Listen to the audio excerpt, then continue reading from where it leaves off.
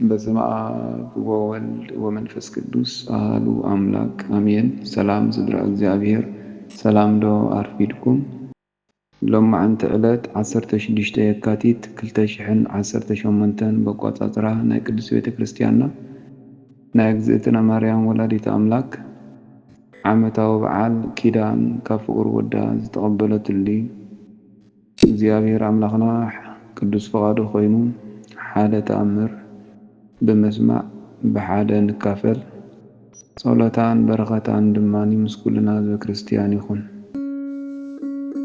ጸሎታን በረኸታን ምሳና ንዘለዓለም ብሓቂ ጸኒዑ ይንበር። ንኣምላክ ዝወለደት ብድንግልና ስጋን ብድንግልና ነፍስን ዝጸንዐት ክብርቲ ኣዴና ቅድስት ድንግል ማርያም ዝገበረቶ ተኣምራት እዚ እዩ። ቅድስት ድንግል ማርያም ካብ ወዳ ናይ ምሕረት ኪዳን ከም ዝተቐበለት ብዕለት 16 የካቲት ብድሕሪ ዕርገት ናይ ጎይታናን መድኃኒናን ኢየሱስ ክርስቶስ ኣዴና ቅድስት ድንግል ማርያም እናጸለየት ከላ ዘይሕጸፍ ናይ ምሕረት ቃል ኪዳን ከም ዝተቐበለት ዝነግር ተኣምር እዚ እዩ። መድኃኒ ዓለም ጎይታና ኢየሱስ ክርስቶስ ሓዲግዋ ብገዛ ፍቓዱ ብዕለት ዓርቢ ኣብ ልዕሊ መስቀል ተሰቒሉ ከሎ ንክብርቲ ወላዲቱ ነዴና ቅድስት ድንግል ማርያም ንዮሐንስ ሐዋርያ እነሃ ኣዴኻ ኢሉ ሕድሪ ሃቦ ንወላዲቱ ኸዓ እንሆ ወድኺ በላ። ብድሕሪ እዚ ብዘዕረፍቲ ኩሉ ግዜ ኣብ መቓብር ናይ ወዳ ናብ ጎልጎታ እናኸደት ትጽሊ ነበረት። ኣይሁድ ምስ ረኣይዋ ብቕንን ቁጥዕን ተመልኡ። ብድሕሪ እዚ ተማኺሮም ኣብቲ መቓብር ናይ ወዳ ዳግማይ ከይዳ ምእንቲ ከይትጽሊ ነቲ መቓብር ክሕሉ ወተሃደራት ክገብሩሉን እንተዘይኮይኑ ግና ብዳርባ ኣምኒ ክቆትልዋ ተሰማምዑ። ኣዴና ቅድስት ድንግል ማርያም ግና እቶም ሓለውቲ ወተሃደራት ከይረኣይዋ ብዘይምቁራጽ ናብ መቓብር ናይ ወዳ ትኸይድ ነበረት። ምኽንያቱ ናይ ወዳ ጎይትነት ብመጋረጃ ይጋርዳ ስለ ዝነበረ ካብ ዓይንቶም ትስወር ነበረት። ኩሉ ግዜ ድማ መላእኽቲ ምእንቲ ክሕላኽዋ ናባ ይመፁ ነበሩ። ወዳ ጎይታና ኢየሱስ ክርስቶስ ኩሉ ግዜ ነቲ ዕለት ዕለት ሓቶ ዝነበረት ይፍጽመላ ነበረ። ካብ ዕለታት ሓደ መዓልቲ ብዕለት 16 የካቲት ኣብቲ አብርሃምን ይስሐቅን ያዕቆብን ዝነበርዎን ጻድቃን ዘዕርፉሉን ቦታ ከርእይዋ መላእኽቲ ናብ ሰማያት ዓረግዋ። ሽዑ ካብ ኣዳም ጀሚሮም ክሳዕታ ዕለት እቲኣ ዝዓረፉ ኩሎም ቅዱሳን ኣቦታት ተቐበልዋ። ስጋ ካብ ስጋና ዓጽሚ ካብ ዓጽምና ገይሩ ዝፈጠረልና ንእግዚአብሔር ኣምላኽ ምስጋና ይኹኖ እናበሉ ሰገዱላ። በኣኺ ምኽንያት ድሕነት ረኺብና ንእግዚአብሔር ናይ ባህሪ ወዱ ካባኺ ስጋ ለቢሱ ሰብ ኮይኑ ካብ ጥፍኣት ናብ ሕይወት መሊስና በልዋ። ብድሕሪ እዚ መላእኽቲ ናብ ወዳ ናብ መድኃኒ ዓለም ጎይታና ኢየሱስ ክርስቶስን ናብ ዝፋኑን ወሰድዋ። ሽዑ መጋረጃ እሳት ንየማንን ንጸጋምን ተቐልዐ። ጎይታ ድማ ብኢዳ ሒዙ ሰዓማ። ኦ ወላዲተይ እንቋዕ ብድሓን መጻኺ እናበለ ኣብቲ ናይ ጎይትነቱ ዝፋን ብየማኑ ኣቐመጣ። ሽዑ ዓይኒ ወዲ ሰብ ዘይረአዮ እዝኑውን ዘይሰምዖ ናይ ሰብ ልቦናም ሓሲቡ ክበጽሖ ዘይከኣሎ እግዚአብሔር ዘደለዎ ፍጹም ዝኾነ ሓጎስ ነገራ። ኣብ ትሕቲ ዝፋን ናይ ወዳ ንጉሥ እስራኤል ኣቦኣ ነቢይን ቅዱስን ዝኾነ ዳዊት ምስ ማሕበር መላእክትን ነቢያትን ረአየቶ። ነፍሳት ቅዱሳን ኣቦታት ከም መከባብያ ከቢቦም ብመሰንቆ እናዘመሩ ቅዱስ ዳዊት ከዓ ጓለየ ናብቲ ዝብለኪ ስምዒ ረአይ እዝንኺ ጽለዊ ህዝብኽን ቤተ ኣቦኽን ረስዒ ንጉሥ ንውበት ክፈትይዎ እዩ ንሱ ኸዓ ኣምላኽ እዩ በላ። ብድሕርዚ ብደመና ፀይሮም ናብ መካነ ኩነኔ ናብቲ ዲያብሎስ ምስ ሰራዊቱን ነቶም ካብ ሕጊ ወፂኦም ብመገዱ ንዝተመላለሱን ዝተዳለወ ስፍራ ኣርአይዋ። ንኣምላኽ ዝወለደት ብድንግልና ስጋም ብድንግልና ነፍስን ዝጸንዐት ክብርቲ ኣዴና ቅድስቲ ድንግል ማርያም ነዚ ምስ ረኣየት ወይልኦም እውይ እቲ ሓሳሮም ናብዚ ዝኣትዉ ናብዚ ንኸይኣትዉ ንደቂ ሰባት መን ክነግሮም እዩ በለት። ሽዑ እቶም መላእኽቲ ቅድስቲ ድንግል ማርያም ኣይትፍርሒ እግዚአብሔር ምሳኽን ምስቶም ንዓኺ ዝኣምኑን እዩ በልዋ። ብድሕርዚ እቶም መላእኽቲ ፀይሮም ናብ መዕረፊያ መለስዋ። ንኣምላኽ ዝወለደት ብድንግልና ስጋም ብድንግልና ነፍስን ዝጸንዐት ክብርቲ ኣዴና ቅድስቲ ድንግል ማርያም ካብ ሽዑ ኣትሒዛ ስለ ኩሎም ሃጣን ክትሓዝንን ክትጉህን ክትልምንን ጀመረት። ከም ልማዳ ድማ ብዕለት 16 የካቲት ኣብ ቀራንዮ ቆይማ ንወዳ ንመድኃኒ ዓለም ንጐይታና ኢየሱስ ክርስቶስ ከምዚ እናበለት ለመነቶ። ኦ ፍቁር ወደይ ብናይ ባሕሪ ኣቦኻ ብእግዚአብሔር አብን ብክርስቶስ ስምካን ብመጸናንዒ ናይ ባሕሪ ሕይወት ብመንፈስ ቅዱስን እልምነካ ኣለኹ። ምድሪ ክትጾረካ መላእኽቲ እውን ናባኻ ክቐርቡ ኣይከኣሎምን እዩ። ኣነ ግና ንትሽዓተ ወርሕን 5 መዓልትን ኣብ ማኅፀነይ ጾርኩኻ። ኦ ፍቁር ወደይ ብዘይድኻም ካባይ ስለ ዝወፃእካ እልምነካ ኣለኹ። ብዘይ ፃዓሪ ዝተወለድካ ኦ ፍቁር ወደይ ምእንቲ እተን ዘዕባያኻ ጥባተይ እልምነካ ኣለኹ። ምእንቲ እተን ዝሰዓመኻ ከናፍረይ ምእንቲ እተን ዝሓቆፋኻ ኣእዳወይ ምእንቲ እተን ምሳኻ ዝደኸማ ይጋረይ ኦ ፍቁር ወደይ እልምነካ ኣለኹ። ብኣጭርቕቲ ዝተጠቕለልካ ኦ ፍቁር ወደይ እልምነካ ኣለኹ።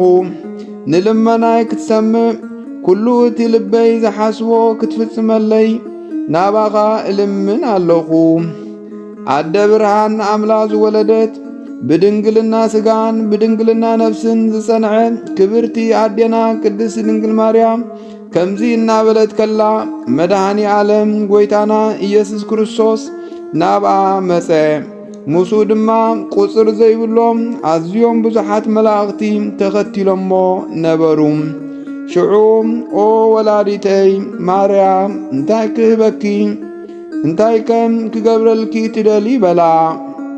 ንኣምላኽ ዝወለደት ብድንግልና ስጋም ብድንግልና ነፍስን ዝጸንዐት ክብርቲ ኣዴና ቅድስቲ ድንግል ማርያም ከዓ ኦ ፍቁር ወደይ ተስፋይን መድሕንየይን መጸጊዐይን ንስኻ ንዓይ ትውክልተይ ኢኻ። ኣብ ማህፀን ወላዲተይ ብናትካ ስልጣን ጸናዕኹ። ኣብ ማህፀና እውን ሰወርካኒ።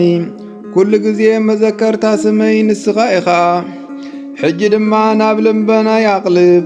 ኣነ ወላዲትካን ኣገልጋሊትካን ንዝነግረካን ንዝልምነካን ስማዕ። ዝኽረይ ዝገበረ ብስመይ ቤተ ክርስቲያን ዝሃነጸ ብስመይ ንዝዓረቐ ዝኸደነ ብስመይ ንዝጠመየ ዘብልዐን ንዝጸመየ ዘስተየን ንዝሓዘነ ዝናዝዝን ንዝጓሃየ ዝሕጉስን ንምስጋናይ ዝጸሓፈን ብስመይ ንወዱ ወይ ንጓሉ ንዝሰመየን ኣብ በዓለይ መዝሙር ናይ ምስጋና ንዝዘመረን ዓይኒ ዘይረአዮ እዝኒ እውን ዘይሰምዖ ብልቢ ወዲ ሰብ ዘይተሓስበ ዓብዪ ዓስቢ ሃቦ። ኦ ጐይታይ ነቲ ምሳኻ ኸለኹ ዝረኸበኒ ጥምየትን ጽምእን ንኹሉ መከራይን ዘክር ንኹሉ እቲ ብናተይ ቃል ኪዳን ዝኣምን ጐይታይ ናብ ሲኦል ካብ ምውራድ ነፃ ክትገብሮን እዚ ኹሉ ክትህቦን እልምነካን እምሕፀነካን ኣለኹ በለቶ። ሽዑ መድኃኒ ዓለም ጐይታና ኢየሱስ ክርስቶስ ንኹሉ እቲ ዝለመንክኒ ክፍጽመልክ እየ። ምእንቲ እዚ እንድየ ካባኺ ሰብ ኮይነ ዝተወለድኩ ማሕላይን ኪዳነይን ንኸየፍርስ ብርእሰይ ምሕለልክ ኣለኹ በላ። ንዑ ንፍረ ማህፀን ጸጋ ንኣምላኽ ዝወለደት ብድንግልና ስጋን ብድንግልና ነፍስን ዝጸንዐት ክብርቲ ኣዴና ቅድስት ድንግል ማርያም ክትርእዩ ነዚ ደስ ዘብል ድንቂ ዝኾነ ኪዳን ናይ ምሕረት ነዴና ዝሃባ ንኹሉ ዝሓዘ ኣብ ሰማይ ምድርን ዝነብር ጐይታና ከም ዝኾነ ኩልኹም ፈተውታ ፍለጡ። ንኹሉ ሰናይ ተግባር ብስማ ንዝፍጽሙ ኩሎም ከም ዘድሕኖም ነዚ ድንቂ ዝኾነ መሓላ መሓለላ። ሰናይ ስራሕ ከይሰርሐ ትእዛዛቱ ከይፈጸመ ከድሕኖስ ፍርዱ ክንደይ ይረቅቕ። ስም ንኣምላኽ ዝወለደት ብድንግልና ስጋን ብድንግልና ነፍስን ዝጸንዐት ክብርቲ ኣዴና ቅድስት ድንግል ማርያም እዚ እዩ። ስባ ምስ ተጸውዐ ጽንዓት ናይ ሰማያት ግዝፊ ናይ ምድሪ ክሳዕ መሰረት ናይ ሲኦል ይናወጽ። ከምቲ ኣውጽልቲ ንፋስ ምስ ደፍኦም ዝረግፉ ኣኸናፍ ናይ መላእክቲ እውን ብፍርሒ ዝኣክል አንገብግብ።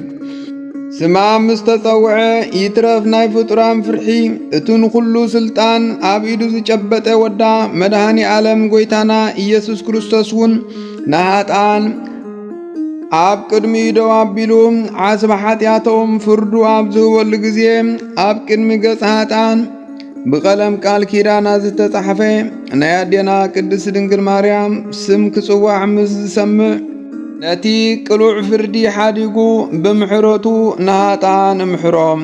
ከማይ ሓጥኣን ዝኾንኩም ኦ ኣሕዋተይ ድሕሪ ሕጂ ን16 ትእዛዛት ንምፍጻም ናይ እግዚኣብሔር ባሮት ንምዃን ድልዋት ንኹን። ንሱ ኣብ ጊዜ ቀትሪ ኣብ ልዕሊ መስቀል ኮይኑ እናት ኣዴኻ ኢሉ ናይ ቃል ኪዳን ኣዴ ንዓና ሂብና ኣሎ።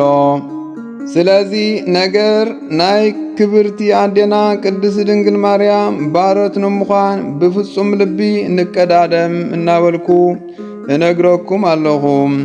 እዚኣ ኣዴና እያ ካብ ጐድኒ ናይ ንጉሥ ወዳ መድኃኒ ዓለም ጐይታና ኢየሱስ ክርስቶስ ብዝፈሰሰ ደም ንዓና ንጹሓት ትገብረና። ከም ትርጓሜ ናይ ስማ ንዓና ባሮት ናይ ወዳን ናብ ናይ ኣቦታትና ፍጹምነትን መሪሓ ተብጽሓና። ብኃጢኣት ንዝረስሐ ሰብነትና ድማ ኣንጺሃ ናብ መንግሥተ ሰማያት መሪሓ ተእትወና። ከምኡውን ንኣምላኽ ዝወለደት ብድንግልና ስጋን ብድንግልና ነፍስን ዝጸንዐት ክብርቲ ኣዴና ቅድስት ድንግል ማርያም ካብ ኃጢኣትና አንጽያ ብምሕረታ ኣማልኽቲ ናይ ጸጋ ንኽንከውን ኣብ ቅድሚ ወዳ ብኣገልግሎት ተቑመና። ስም ናይ ሙሉእ ዓለም መድኃኒት ዝኾነት ንኣምላኽ ዝወለደት ብድንግልና ስጋን ብድንግልና ነፍስን ዝጸንዐት ክብርቲ ኣዴና ቅድስት ድንግል ማርያም ዝጽውዕ ከመይ ዝበለ ልሳን እዩ። ካብ ክንደይ መከራ ኣምልጥ ይኸውን ክሳዕ ክንደይከ ድሕነት ይረክብ ይኸውን። ከመይ እዚ ስም ካብ ኩሉ ዝበለጸን ልዕሊ ኩሉን እዩ። ዘንጽሐናን ኃጥኣን እውን ንኽጸድቁ ኢሎም ናብኣ ንዝመፁ ኣማላዲ ንኽኸውን ብቓል ኪዳን ብማየ ቀለም ኣብ ኣፍ ደገ መንግሥተ ሰማያት ዝተጻሕፈ እዩ። ብድንግልና ስጋን ብድንግልና ነፍስን ንዝጸንዐት ንክብርቲ ኣዴና ቅድስት ድንግል ማርያም እዚ ቃል ኪዳን ዝተዋህባ ጐይታና ኢየሱስ ክርስቶስ ናብ ሰማያት ድሕሪ ምዕራጉ ኣይኮነን። ካብታ ኣዳም ካብ ናይ ክብሪ ቦታኡ ካብ ገነት ዝተፈለየላ መዓልቲ እዩ ዝጅምር። ኣዳም መሪር ብኽያት ምስ በኸየን ምስ ተጣዕሰ ጐይታ ካብ ጓልጓልካ ተወሊደ ኣብ መሬትካ ተመላሊሰ ከድሕነካ እየ ኢሉ ናይ ቃል ኪዳን ተስፋ ሃቦ። ንክብርቲ ኣዴና ቅድስት ድንግል ማርያም ናይ ኩሉ ዓለም መድኃኒት ገይሩ ከም ዝፈጠራ ብልብኹም ረኣዩን ኣስተውዕሉ። መሊሱውን ካብ ኩሉ ዝበለጸ ካብ ይቕረ ባሕሊ ፈጣሪና ዝተዋህባ ኪዳን ንኹሉ እስራኤል ድሕነት ምእንቲ ክትከውን ንሙሴ ዝተዋህበ ሕጊ ዝተጻሕፈሉ ጽላት ጽዮን መጸጊዒት ኢሉ ስም ከም ዝተጸውዓላ ፍለጡ። ኣዴና ቅድስት ድንግል ማርያም ንነቢያትን ንሐዋርያትን ንሰማዕታትን ንጻድቃንን ኣዲኦም እያ። ፍጻሚኦም ናይ ኣዴና ቅድስት ድንግል ማርያም ቃል ኪዳን እዩ። ብናታ ሥጋ ንመስቀሉ ይዝክሩ። ወዳ ብቓሉ ንኹሎም ቃል ኪዳን እኳ እንተኣተወሎም ናይ ቃል ኪዳኑ መመክሒ ዘውዳ ኣኽሊሉ ግና ክብርቲ ኣዴና ቅድስት ድንግል ማርያም እያ። ነዚ ቃል ብምስማዕ ኣሚኖም ንስም ንኣምላክ ዝወለደት ብድንግልና ስጋን ብድንግልና ነፍስን ዝጸንዐት ክብርቲ ኣዴና ቅድስት ድንግል ማርያም ብምጽዋዕ ጥራይ ዝደሓኑ ክንደይ ኢሎሞ ክነግረኩም እየ። ጸሎታን በረኸታን ምሕረት ፍቅር ወዳን ምስ ኩልና ህዝበ ክርስቲያን ይኹን አሜን። ወስብሐት ለእግዚአብሔር።